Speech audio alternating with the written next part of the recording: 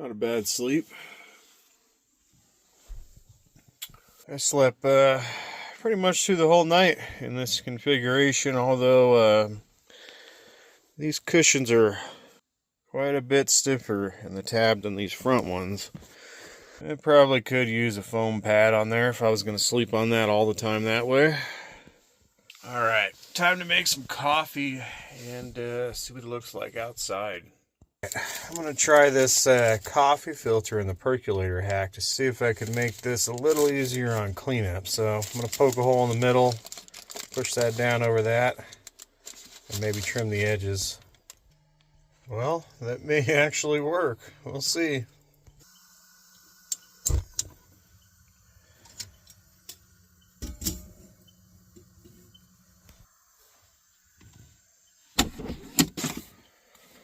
Pretty neat camp spot. Got this little retention wall. And if you were tent camping, you have your own little raised pad. Nice little fire pit. These are kind of neat fire pits. I'd like to have one at home because the whole thing lifts up. You can just scoop your ashes and debris right out of it. A good amount of these sites are spread out fairly well, except for these three. And that's not super close over there, but there's a reason I picked the spots I do. Since I'm the last guy on the end, if I'm hanging out over here on camp, especially having the trailer now, it kind of gives me my whole private little area right here. I kind of wish I had gotten this site when I was tent camping, because that's kind of cool. Nice cool morning. It's 7:30. I think we're already back into the low 70s for temperature. I mean, it got a little cool last night, but I was kind of expecting like 50. Last time I was here, we were in this site. That was pretty nice. And as usual, when I booked, there were only a few spots left, and this was the best one to get.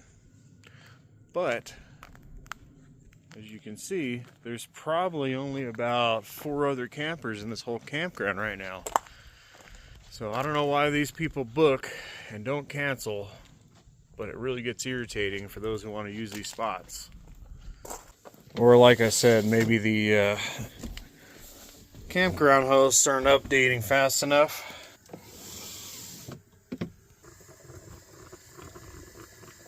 Funny, I seen somebody comment on somebody else's video about how they're tired of seeing people cooking coffee in their camp videos.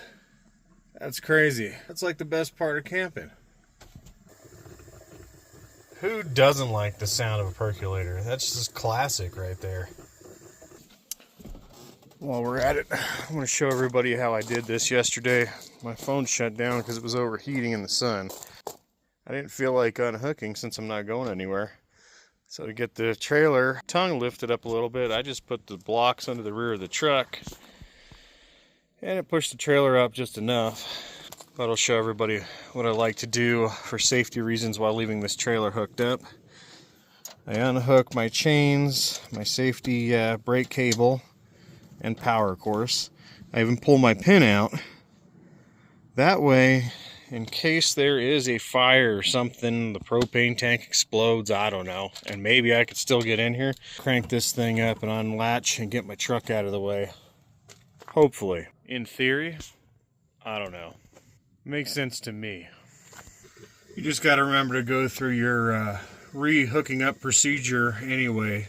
Your chains and your lock pin on and everything.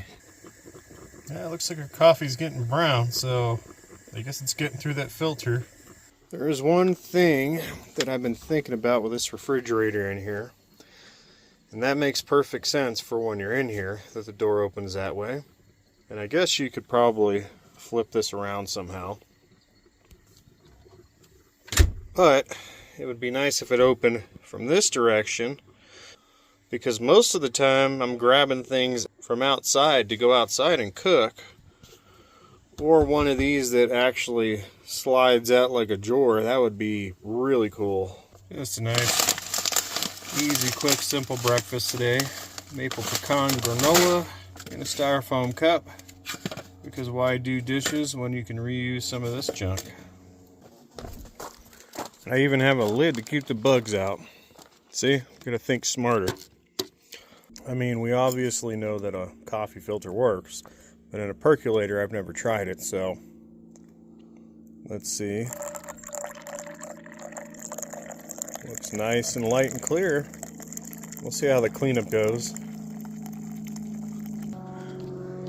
Just thought it was really relaxing to hear small airplanes flying over,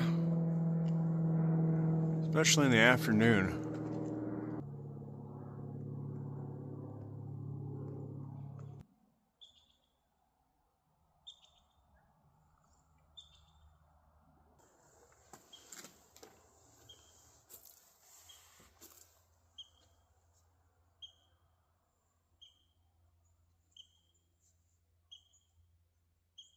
Now let's see if the coffee filter and a percolator worked to mitigate mess here and cleanup. Probably helped. Yeah, that definitely helped out big time. That's going to be a lot easier to clean up. All right, I think I did enough relaxing today, so we're going a little hike here. Time to take the dog for a walk. And by dog, I mean the crawler. It's a lot more efficient than an actual dog. You don't have to feed it or give it water.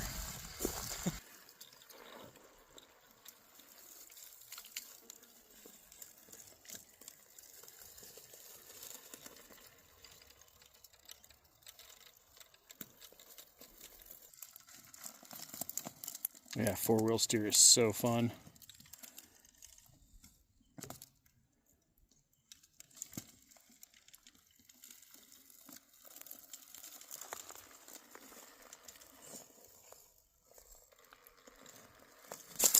It's always fun navigating new terrain. I've never driven through a bunch of pine cones before. Crawler thing is really relaxing. Slow speed, and it takes some technical know-how to really get good with this thing. I'm just going to walk up this creek a little ways. And I know somewhere up at the end there's a little waterfall, and there's a rock outcrop up there we can probably play around on. Not supreme crawling conditions, but it is in the shade, and it's nice and cool out here. Should be pretty relaxing. Some kind of animal print down in there. Can't tell what it is. Decent size though.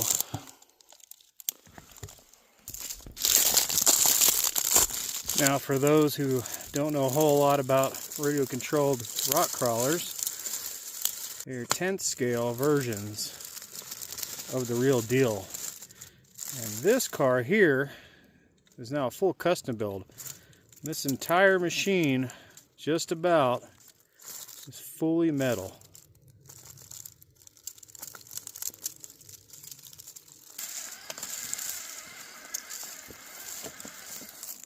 Oh, look at that. Horned toad. That is cool. I have never seen one in the wild. Little guy. What's up, little buddy?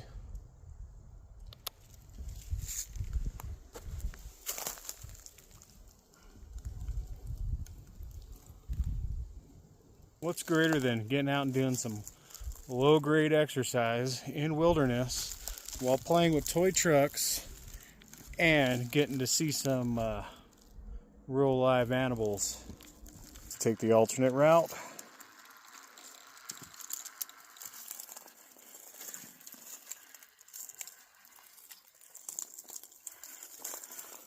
The boulder field grows larger. We're heading in the right direction.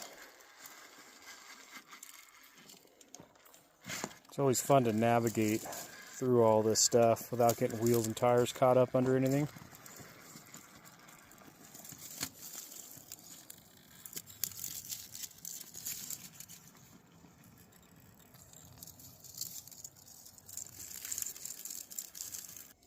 something strange that always happens when we're out crawling. We'll see if he comes out. Is the crawler may be attracting the actual crawler here. The lizards always come out. It's kind of strange. And just like full-size rock crawling, we have arrived at our main feature, our waterfall of doom. So from up top, this feature doesn't look that big, but once we get our crawler down in here, you can see how big and undercut this is. So that's probably not going to be our route. Makes a little bit more sense. See how slick this rock is? It's kind of deceiving. Got a lot of moss and lichen on there, but the rocks are jagged.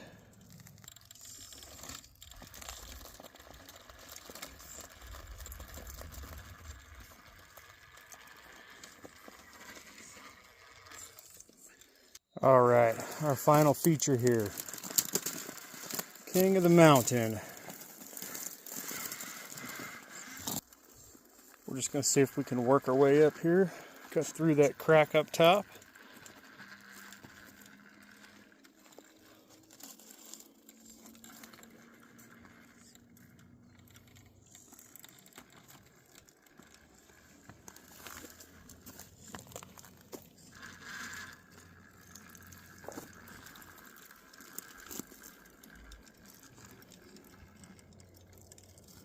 Now we have to kind of wedge the front end in here. You see the tires starting to wrinkle.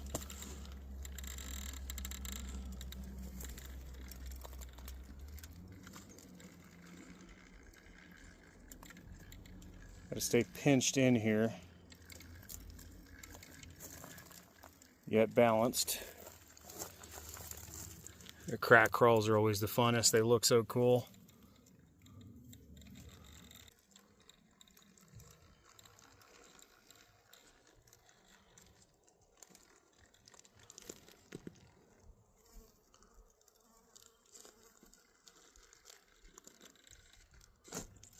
Oh, we're stuck.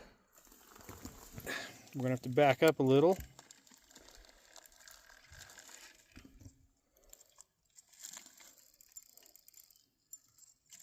It's gonna be tricky. Let's keep that rear end planted while working my way around the front there.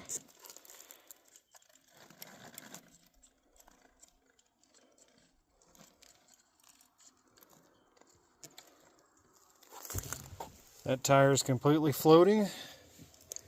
We have to carefully bring that front end right up that. I'm using the rear to pinch against the rock. Now we're going to engage four-wheel drive again. Start walking the back up a little bit.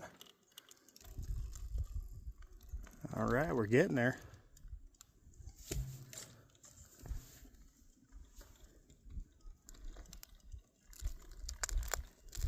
Oh, we just may do it.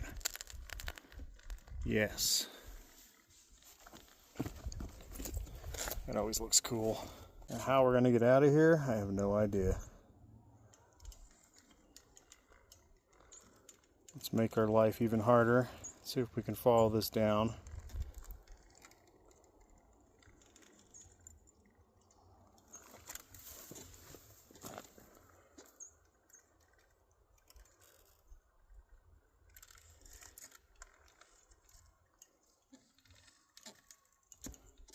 I'm going to use that rear end to hang like that.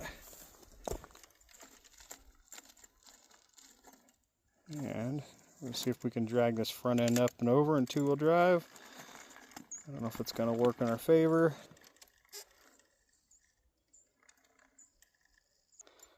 Now we're dragging her over. Let's see if I can get her to walk over onto this other rock. Awesome.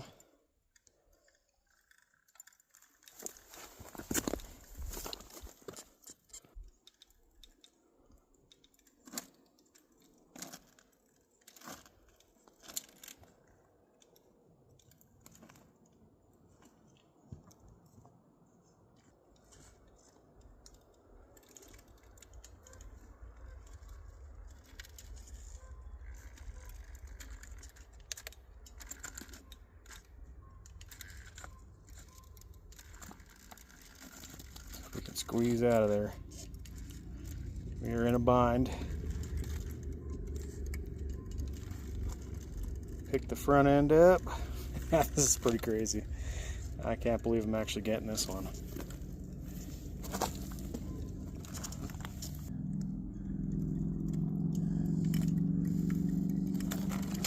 Oh, that's gonna be tough. Our cage is stuck.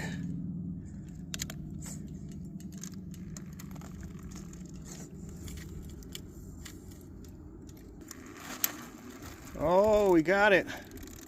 No way.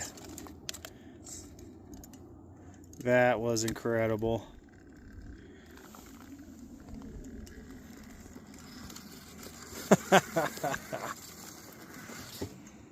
All right, I spent about 2 hours out here fooling around, walking and crawling, so it's time to head back, make some dinner, try to be quiet because now I have a camp neighbor, and I don't want to look like a total nut job talking to myself on film, so we'll see if we can get that done.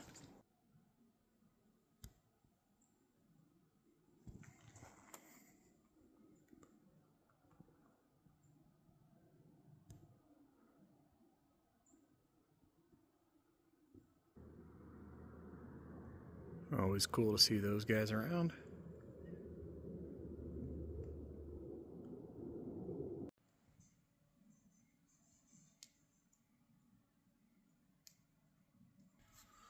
All right, time to make some dinner. We're going to do it inside so we don't look like a total nut job outside talking to ourselves in front of our camp neighbors. So how I've been working in a tiny space, I get everything out in its spot. And I use the table back here as a secondary prep area. First, we're going to toast some tortillas up. It may be a little hard to see. I don't have much room to set this camera on a tripod, but I'm going to do my best. Like I may have mentioned before, this little Suburban cooktop here simmers and cooks very low and slow. So that helps out big time in this tiny little trailer in space. If you keep it low, you won't burn things, you won't create a lot of smoke, splatter, and grease. We're just going to warm this tortilla up a little bit, side to side, until we start seeing some bubbles. We don't want to toast this thing, we want it pliable. And for ease, I picked this box of frozen chicken tomatillo, whatever it is, up. And we're going to make some green chili chicken burritos in essence. See how that's starting to puff up? It's about time to pull off.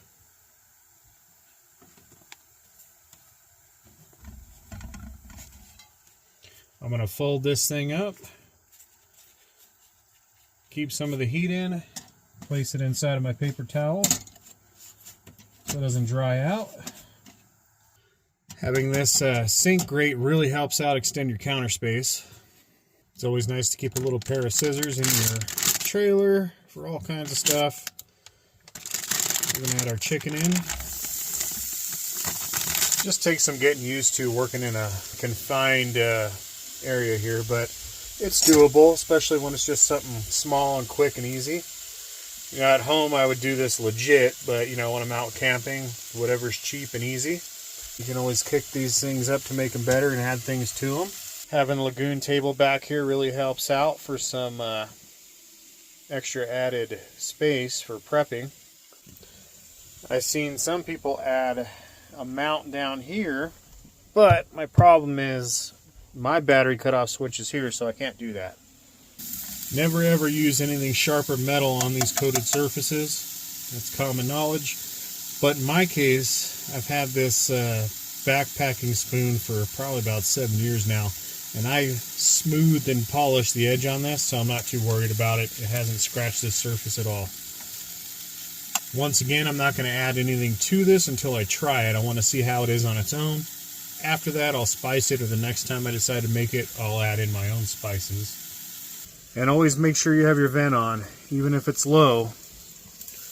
I leave this window in its little locked crack mode. That way you get some airflow coming up here, and it sucks that heat and smell right out of the trailer. You don't want that heat building up under here. Now I'm going to take that packet of sauce and add it on in, if I can open it.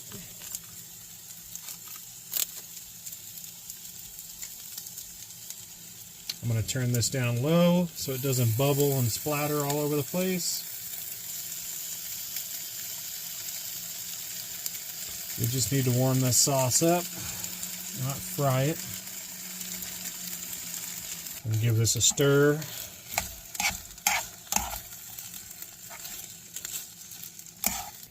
This thing simmers so low, I don't even know if it's on. Look at that. Barely even going. It's exactly what we need right here, just to warm that sauce up. Maybe for fun, I'll cook a pot roast or something in here one day just to do it. I just want everybody to know, by cooking inside this trailer, I'm risking my life by having food smell where I sleep. Them Sasquatches are hungry. While that's staying warm, I'm going to pre-prep these burritos real quick here. Now, of course, these aren't authentic, but close enough. And I'm using up, by the way, see how nice and pliable that is? That's exactly what you want, nice and steamed. By using up the rest of this stuff here, I won't have very much to take home. I typically forget to finish it off and eat it anyway. I'm going to add some of that guac in here.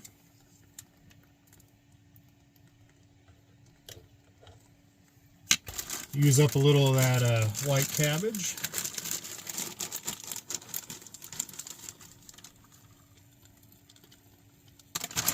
A little bit of shredded cheese.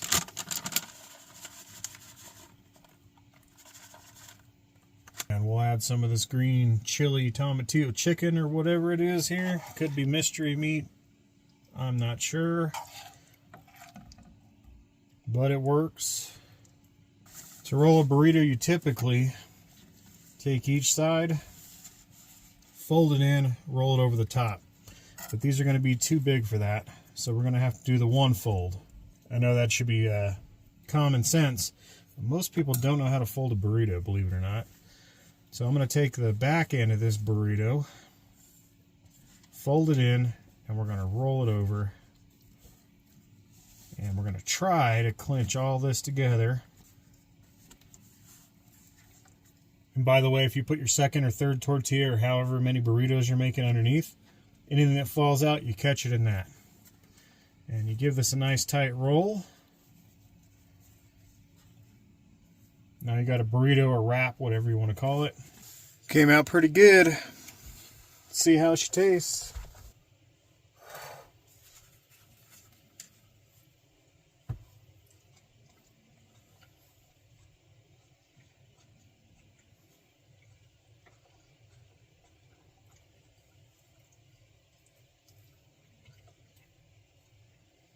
That actually came out really good. Way better than Chipotle, trust me. Well, that was a pretty good dinner. I gotta say, I was pretty impressed. But for now, I think I'm just gonna kick back, maybe use my luxuries of glamping and watch a movie. Tomorrow morning, I'll be packing up and heading on out. And with a little luck, I should be making another video here in about 2 weeks. I'm going to try to get out a little more often if I have the time and the money.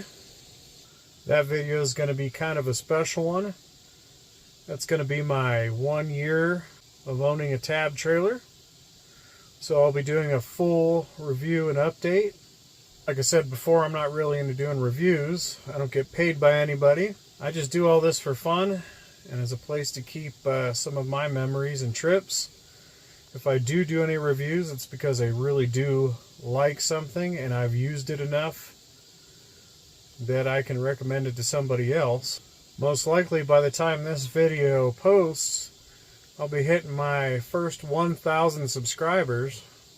That's pretty crazy considering I never really used my channel up until about 9 months ago. I would have never thought that anybody would have even cared to watch any of this crap I put up, but I'll try to do my best to keep it up.